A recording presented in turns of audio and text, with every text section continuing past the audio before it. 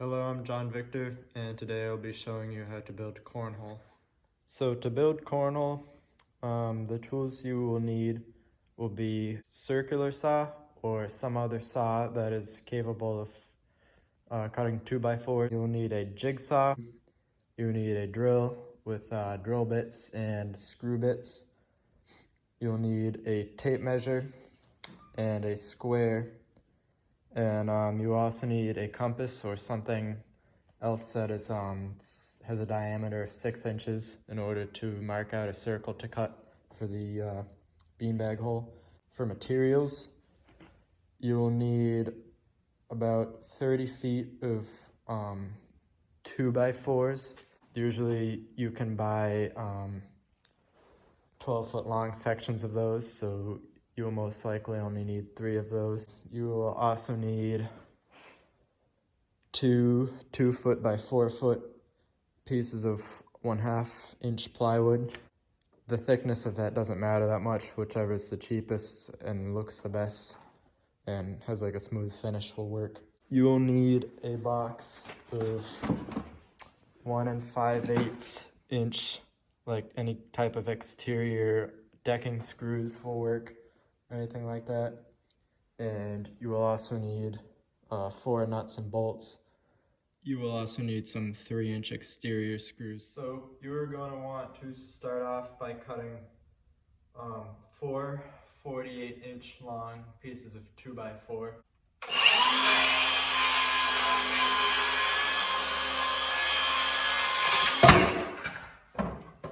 Every time you draw a line, it is helpful to use a square to make sure you get a perfectly straight line. Once you have completed cutting the 48-inch long pieces, you will now want to cut 4 21-inch long pieces of 2x4.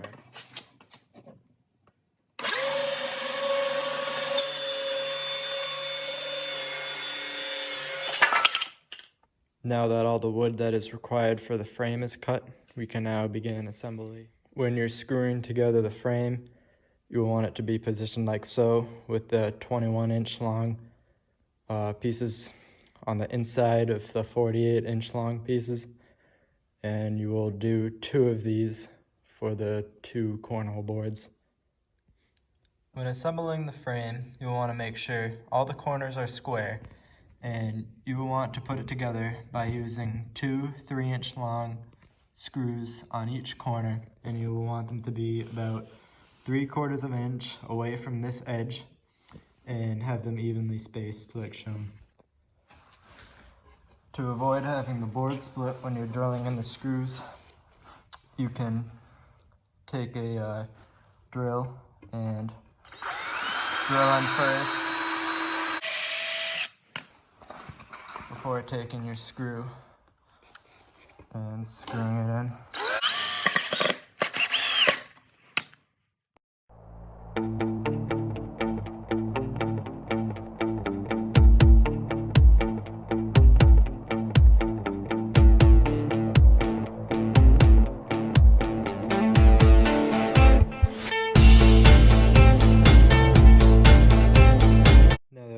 Both the frames complete, we can place the 2-foot by 4-foot piece of plywood on top like so and begin fastening it down with the 1 5/8 inch screws.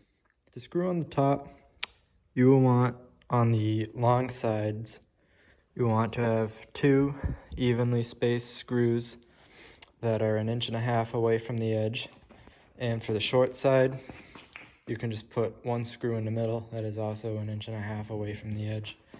You don't want these screws to stick up and get snagged on the bean bags, so what you want to do is either countersink them or just make sure they're flush with the top.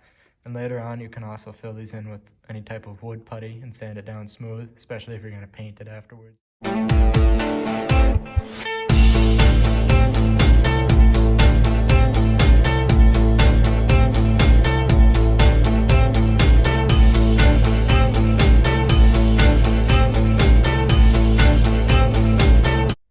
Now that the tops are on both of the frames, we can get ready to cut the 6-inch wide hole. You will want to make a mark that is 9 inches down from the top and that is 12 inches in from each side. After you find the center mark, you can either use a compass to trace out a 6-inch circle, or you can take a 6-inch wide object and just trace around that. If you are going to use a jigsaw to cut the hole, you're going to want to take a large drill bit and drill a hole. That way you can start with the jigsaw.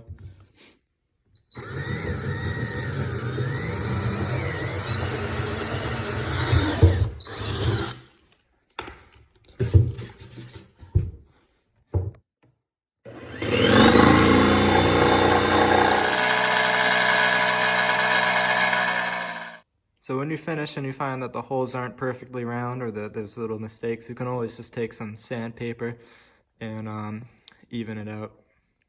Now that both of the holes are cut, we can begin working on the legs.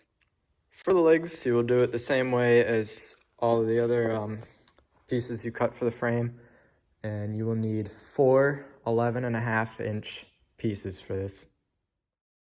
More saving, more doing. That's the power of the Home Depot. In order for the legs to be able to fold underneath the cornhole, you will want to make a line that is 1 3/4 inches down from the top, and you will want to find the center of that line. Once you do that, you want to take a drill with about a 1/2-inch drill bit and drill right at the center there, straight through. Once you've drilled that hole, you're going to want to just sketch an arc around here. It doesn't have to be precise, just has to look even. And you're going to cut that out with a jigsaw.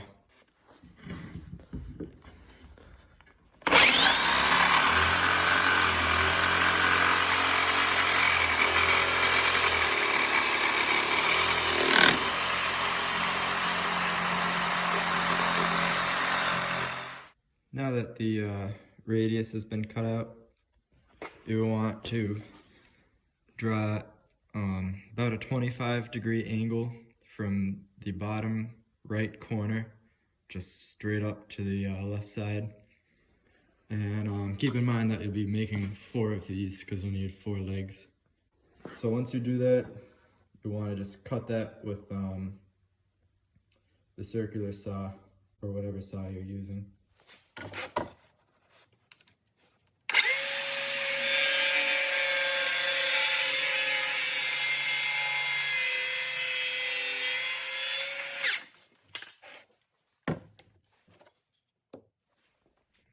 Now that all of the legs have been cut, you want to go on the inside of the cornhole and make a point that is 2 inches from this back edge here and 2 inches up from the bottom. And you will drill right at the center of that point, just like this. And you will want to use the same size drill bit that you used to drill the hole in the legs. After you've drilled the holes to the side, you will want to take about a 4-inch long bolt and place it through the hole, and then put on your leg. Then take a nut and screw it onto the bolt. Do this for all 4 legs. Once you have put the legs in, you want to make sure they are able to spin freely to fold in and out. And if they can't, you want to just take a sander or a sandpaper and just sand the top and find the point where they're hitting and just sand that down so it can move freely. So now that you have the legs on, you are done with the actual construction of the cornhole boards. You can use them just like this, or if you want to paint them and give them a nicer finish, you can take either sandpaper or an orbital sander and sand them down and paint them. And there's lots of cool designs online to paint them. If you want to build your own cornhole boards, I would absolutely recommend it. It costs around $80 to $100 to make, but there's definitely ways to save money. You can buy cheaper plywood, and like I had these 2x4s left over from another project. I wouldn't let the price scare you because it's definitely fun to make these and it's something to do. So you get a project and you can use these for more fun later on. And also, online cornhole boards cost upwards of like $100 to $200, so you will save money if you make them yourself. And I'm going to talk a little bit about wood sustainability. Make sure you buy your wood from a reputable source and make sure that the trees they cut down to make wood are being replanted, especially, or if you can, use recycled materials. Like I had leftover 2x4s from another project, so those have been used twice already. So just stuff like that to help the environment. And yeah, thank you for watching.